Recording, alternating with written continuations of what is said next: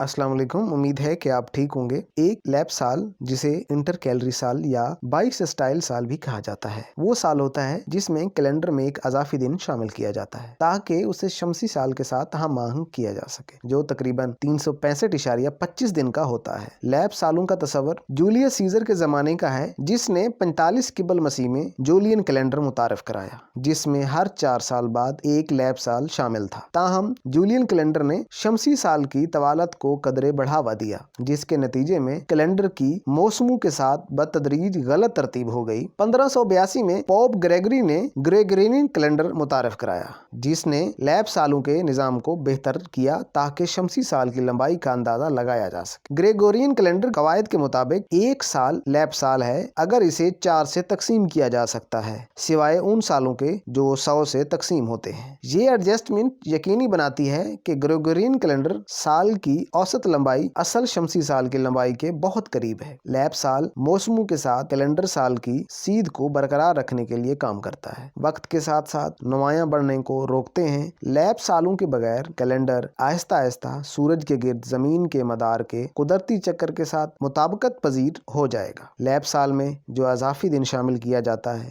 وہ 29 فروری ہوتا ہے، جو اس دن کے سالوں کو معمول کے 365 دنوں کے بجائے 366 دن طویل بناتا ہے۔ لیپ سالوں کے ثقافتی اور عملی اثرات ہوتے ہیں، جو سالانہ منصوبہ بندی اور نظام الاوقات سے لے کر لوک داستانوں اور کیلنڈر کی مخصوص تاریخوں سے وابستہ روایات تک ہر چیز کو متاثر کرتے ہیں۔ وہ مختلف شعبوں بشمول فلکیات، زراعت اور معاشیات میں درست ٹائم کیپنگ اور موسمی پیشن گوئی کو یقینی بنا کر اہم کردار ادا کرتے ہیں۔